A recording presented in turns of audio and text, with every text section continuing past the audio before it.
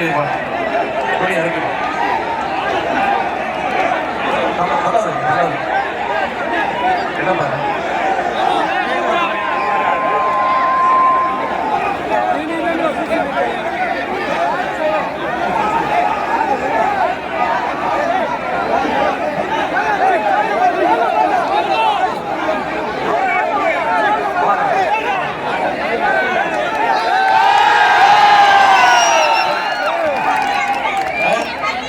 தமிழ் அப்படின்னா என்ன படிக்கிறீங்க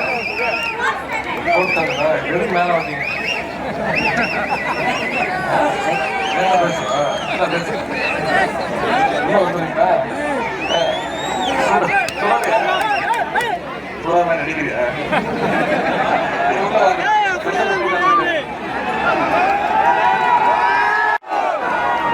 அதே மாதிரி இளைஞர்கள் உள்ளிட்ட இங்க வந்திருக்கக்கூடிய அனைத்து தாய்மார்கள் சிறப்பான வரவேற்பு கொடுத்த அத்தனை பேருக்கும் முதல்ல நன்றி தெரிவிச்சுக்கிறேன்.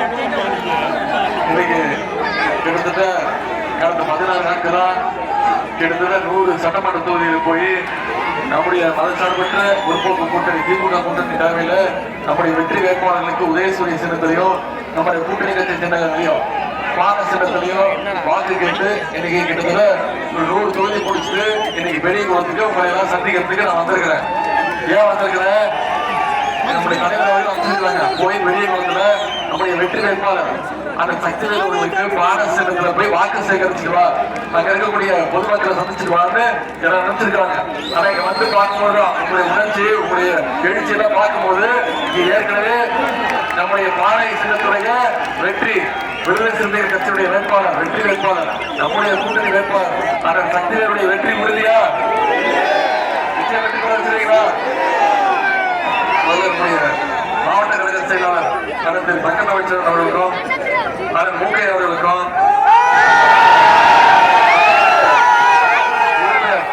திரு சரவணகுமார் தொகுதி பார்வையாளர் அதன் திரு முத்துராமலிங்கம் ஒன்றிய நகர பேரூராயர்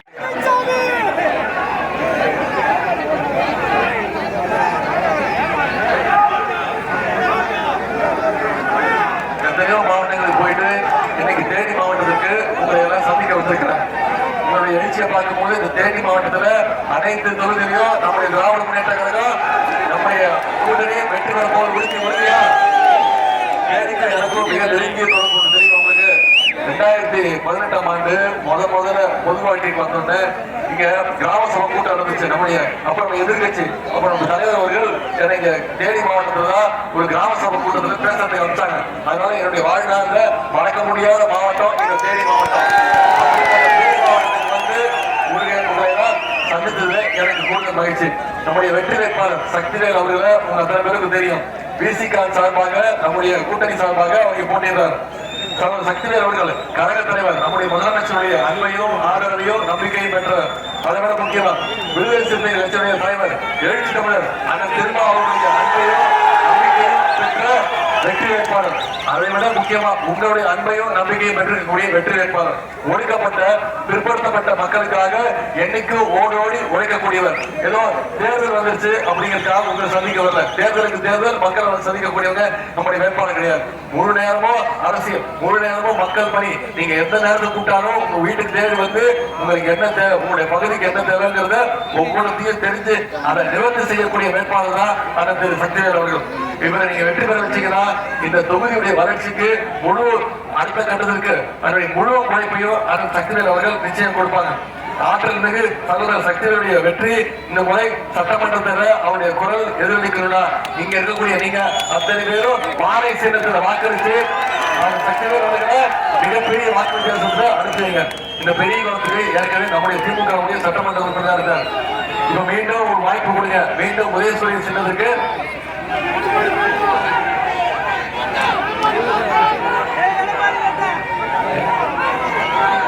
கேட்கலாம்.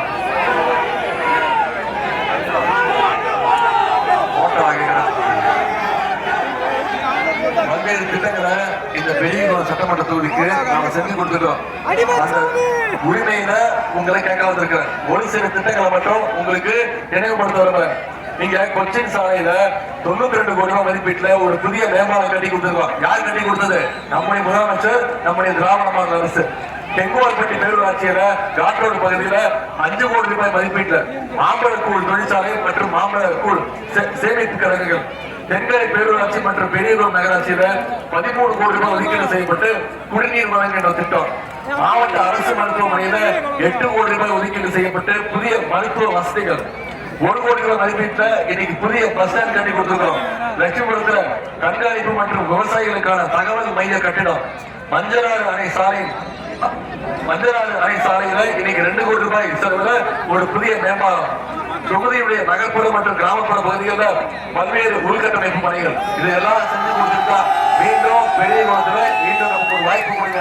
வார சின்னத்துல அந்த சக்திகள் அவர்களுக்கு வாய்ப்பு கொடுங்க கேட்க வந்திருக்கிறேன். இன்னைக்கு நம்முடைய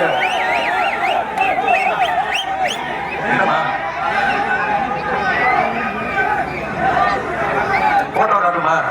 சரி போட்டோ காட்டு, அமைதியா இருக்கு. என்ன வேணுமா?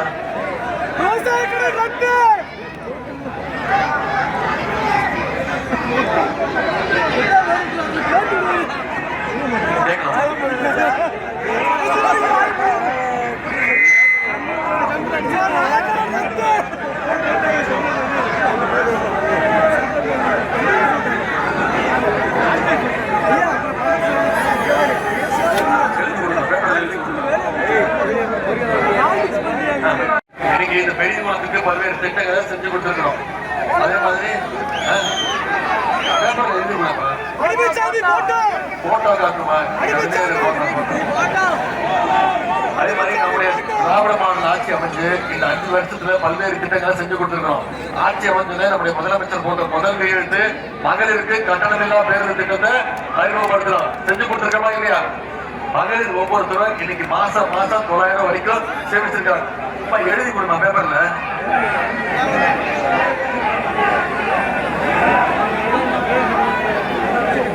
முதலமைச்சர் காலை உணவு திட்டம் 1ஆம் வகுப்புல இருந்து 5ஆம் வகுப்பு வரை படிக்கக்கூடிய குழந்தைகளுக்கு காலைல பள்ளிக்கூடத்துக்கு போறது முதலமைச்சர் காலை உணவு திட்டம். கல்லூரி படிக்கிற மாணவர்களுக்கு கல்வி ஊக்கத்தொகை திட்டம். இப்போ சமீபத்தில் 10 லட்சம் கல்லூரி மாணவ மாணவிகளுக்கு இலவச லேப்டாப் நம்முடைய முதலமைச்சர் கொடுத்திருக்காங்க. இது எல்லாத்தை விட முக்கியமான திட்டம் உங்களுக்கு தெரியும், கலைஞர் மகளிர் உரிமை தொகை திட்டம். ஒவ்வொரு மாசமும் 1,31 லட்சம் மகளிருக்கு மாசம் 1000 ரூபாய் உரிமை தொகை நம்முடைய முதலமைச்சர் கொடுத்திருக்கிறாங்க. அந்த திட்டத்தை நிப்பாட்டத்துக்கு இன்னைக்கு அதிமுகவும் பாஜகவும் முயற்சி பண்ணாங்க. தேர்தலை காரணம் காட்டி 3 மாசம் நிப்பாட்டத்துக்கு நீதிமன்றத்துக்கு போவாங்க. நம்முடைய முதலமைச்சர் அவர்கள் பிப்ரவரி மாசம், மார்ச் மாசம், ஏப்ரல் மாசம் 3 மாசம் சேர்த்து 3000, கோடை கால சிறப்பு 2000, 5000 ரூபாய் நம்முடைய முதலமைச்சர் அவர்கள் ஒரே பேமெண்ட்ல முதலமைச்சர் கொடுத்தாங்க. 1,31 லட்சம் ரூபாய் கொடுத்தாங்க. இப்போ வாக்குறுதி கொடுத்திருக்கிறோம். மீண்டும் ஆட்சிக்கு வந்தோம்னா மகளிர் உரிமை தொகை 1000 ரூபாயில இருந்து 2000 ரூபாய் உயர்த்தி கொடுப்போம் சொல்லியிருக்கிறோம். முதலமைச்சர் காலை உணவு திட்டம் 8ஆம் வகுப்பு வரைக்கும் விரிவுபடுத்தப்படும் சொல்லியிருக்கிறோம். கல்வி ஊக்கத்தொகை 1500 ரூபாய் கொடுப்போம் சொல்லியிருக்கிறோம். அடுத்த 5 வருஷத்துல 10 லட்சம் கலைஞர் கனவு இல்லம் கட்டப்பட்டு யார் யாருக்கெல்லாம் வீடு இல்லையோ அவங்களுக்கெல்லாம் வீடு ஒதுக்கி தரப்படும் வாக்குறுதி கொடுத்திருக்கோம். எல்லாத்த விட முக்கியமா ஒரு வாக்குறுதி கொடுத்திருக்கிறோம். நம்முடைய தலைவர் கொடுத்திருக்கிறார். அனைத்து மகளிருடைய கைகளையும் நம்முடைய அரசு 8000 ரூபாய் நம்முடைய முதலமைச்சர்கள் மகளிருடைய கைகளில் ஒப்படைச்சிருவாங்க. மகளிர் நீங்க உங்களுடைய வீட்டுக்கு என்ன மின்சாரம் கொடுக்க தேவையோ அதை நீங்களே முடிவு செஞ்சு வாங்கிக்கலான்னு நம்முடைய தலைவர் அவர்கள் உத்தரவு போட்டுக்கிறாங்க. இதெல்லாம் செய்யணும்னா, இதெல்லாம் நடக்கணும்னா வர சட்டமன்ற தேர்தலில் நம்முடைய திராவிட முன்னேற்ற கழகம் மிகப்பெரிய வெற்றியை பெறும்போது உறுதி. அதற்கு மேலும் வரிசை கிட்ட வகையில இந்த பெரிய தொகுதியில அண்ணன் சக்திவேல் அவர்களுக்கு பானை சின்னத்துல நீங்க வாக்களிச்சு மிகப்பெரிய வாக்கு வித்தியாசத்தை ஜெயிக்க வச்சு சட்டமன்றத்துக்கு அனுப்பி செய்வீங்களா? உங்களை எல்லாம் அன்போடு கேட்கிறேன், பண்போடு கேட்கிறேன், பாசத்தோடு கேட்கிறேன், உரிமையோடு கேட்கிறேன், உங்க வீட்டு பிள்ளையாக கேட்கிறேன். இன்னும் பெருமையா குறிப்பா சொன்னா டாக்டர் கலைஞருடைய பேரனாக கேட்கிறேன். பானை சின்னத்தில் வாக்களிச்சு மிகப்பெரிய வாக்கு வித்தியாசத்துல அந்த சக்திவேல் அவர்கள் ஜெயிக்க வைங்க. பெரியகுளம் அரசு மருத்துவமனை தரம் உயர்த்த வேண்டுமா? ஏற்கனவே இதுக்கு நிதி ஒதுக்கீடு செய்யப்பட்டு புதிய கட்டடங்கள் கட்டப்பட்டு புதிய உபகரணங்கள் வாங்கி கொடுத்திருக்கோம். நிச்சயம் நம்முடைய ஆட்சி அமைந்து வந்து பெரியகுளத்திற்கு மீண்டும் நிதி ஒதுக்கீடு செய்யப்பட்டு நிச்சயம் அதனுடைய தரம் உயர்த்தி தரப்படுமா? போதுமா? இதைத்தான் ஆரம்பத்தில் சொல்லியிருந்தீங்களா? சரி,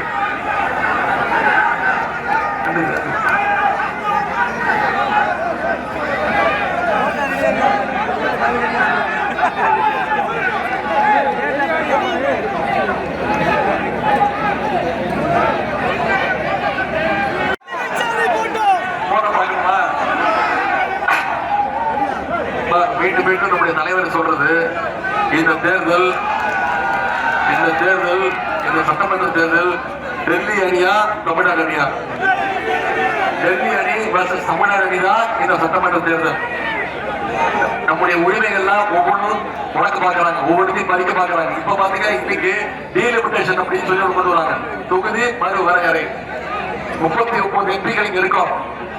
மக்கள் தொகை கட்டுப்பாடு, மக்கள் தொகை கணக்கெடுத்துட்டு அதை மாத்தி அமைக்கிறாங்க. நமக்கு மாத்தி அமைக்கும் போது 59 எம்பிகள் தமிழ்நாட்டுக்கு வரணும். ஆனா ஒன்றிய பாஜக அரசு 47 எம்பிகள் மட்டும்தான் தமிழ்நாட்டுக்கு கொடுப்போம்னு சொல்றாங்க. நம்முடைய உரிமைகளை மீண்டும் பறிக்கிறாங்க. ஏற்கனவே தமிழ்நாட்டுக்கு வர வேண்டிய நிதி வரல, தமிழ்நாட்டுக்கு வர வேண்டிய திட்டங்கள் எதுவுமே கொடுக்க மாட்டேங்கிறாங்க ஒன்றிய பாஜக அரசு. இப்படி ஒன்றிய பாஜக அரசு தமிழ்நாட்டை தொடர்ந்து புறக்கணிச்சுட்டே இருக்கு. அதனால இந்த சட்டமன்ற தேர்தலில் ஒன்றிய பாஜகவை நாம புறக்கணிச்சு அவங்க செய்வீங்களா? அதனாலதான் இன்னைக்கு நம்முடைய அந்த பில்ல எரிச்சு நம்முடைய தலைவர் எரிச்சிருக்கிறோம், நானும் எரிச்சு கடும் எதிர்ப்பு காட்டியிருக்கிறோம். ஆனா எதிர்கட்சி தலைவர் எடப்பாடி பழனிசாமி என்ன சொல்றாரு? அந்த பில்லுக்கு ஆதரவு தெரிவிக்கிறாரு. தொகுதி மறுவரை வேறொன்றாரு. எந்த பாதிப்பும் வராதுன்றாரு. பாதிப்பு வரும்னு சொல்லிட்டாருன்னா அவருக்கு பாதிப்பு வரும். அதனால பாஜகவுக்கு பயந்துகிட்டு இன்னைக்கு டீலிமிட்டேஷனையும் ஆதரிக்கக்கூடிய ஒரு கட்சியாக இந்த அடிமை கூட்டம் மாறி இருக்கு. அதான் நான் சொன்னேன், நாம முரட்டு பக்தர்கள் பார்த்திருப்போம், முரட்டு தொண்டர்கள் பார்த்திருப்பீங்க, ஆனா முரட்டு அடிமை பார்த்திருக்கீங்களா? இதான் சொன்னேன். எடப்பாடி பழனிசாமி அவர்கள் ஒரு நம்பர் 1 முரட்டு அடிமைன்னு சொன்னார்.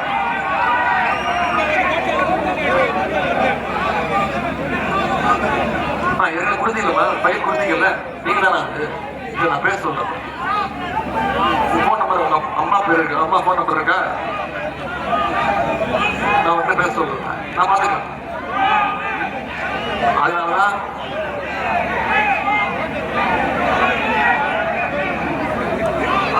சொன்னேன், திரு எடப்பாடி பழனிசாமி அவர்கள் ஒரு நம்பர் 1 முரட்டு அடிமைன்னு சொன்னேன். அதுக்கு அவர் கோச்சிக்கிட்டாரு. உதயநிதிக்கு எந்த அனுபவமும் இல்ல, எந்த அனுபவம் இல்லாம பேசுறாரு, என்ன அனுபவம் இருக்குன்னு கேட்டாரு. நான் சொன்னேன், ஆமா உங்களுக்கு இருக்க அனுபவம் தான் எனக்கு கிடையாது, குறிப்பா இந்த அனுபவம் எனக்கு கிடையாது.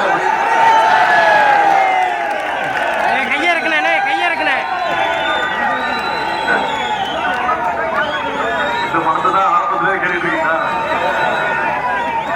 இது பெரிய உலக புகழ்பெற்ற புகைப்படம். இந்த அனுபவம் எனக்கு கிடையாது. யார் காலையும் வந்து பதவி வாங்கின அனுபவம் எனக்கு கிடையாது. யாருக்கும் பயப்படுற அனுபவம், சங்கி கூட்டத்துக்கிட்ட பயப்படுற அனுபவம் எனக்கு கிடையாது அப்படின்னு சொன்னேன். இப்படிதான் வந்து முதலமைச்சர் ஆனாரு.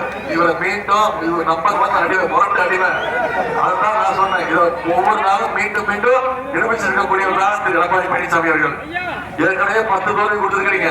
இந்த தேர்தலோட 11 தோல்வி பழனிசாமி, மொத்த தோல்வி பழனிசாமி ஆக்கி அவர் நீங்க உட்கார வைக்கிறது செய்வீங்களா? வெற்றி உறுதியா? பட்டியல் அவர்களுக்கு பாரசியத்தை வாக்களிச்சு அதிகமான வாக்கு வித்தியாசத்துல சட்டமன்றத்தை அனுப்பி செய்வீங்களா? உங்களெல்லாம் அன்போடு கேட்கிறேன், பண்போடு கேட்கிறேன், பாசத்தோடு கேட்கிறேன், உரிமையோடு கேட்கிறேன், உங்க வீட்டு பிள்ளையாக கேட்கிறேன். தலைவருடைய மகனாக, கலைஞருடைய பேரனாக பாரசியத்தில் வாக்களிச்சு அந்த சக்தி அவர்களை அதிகமான வாக்கு வித்தியாசத்துல சட்டமன்றத்துக்கு அனுப்புங்க. உங்க தொகுதிக்கு என்ன தேவையோ அதை நிச்சயம் அவர் நிச்சயம் செயல்படுத்துவார். இந்த தொகுதிக்கு கொண்டு வருவார். வாக்குறுதி கொடுத்து உங்களுடைய அன்புக்கு வரவேற்புக்கு நன்றி தெரிவித்து விடைபெறுகிறேன். நன்றி.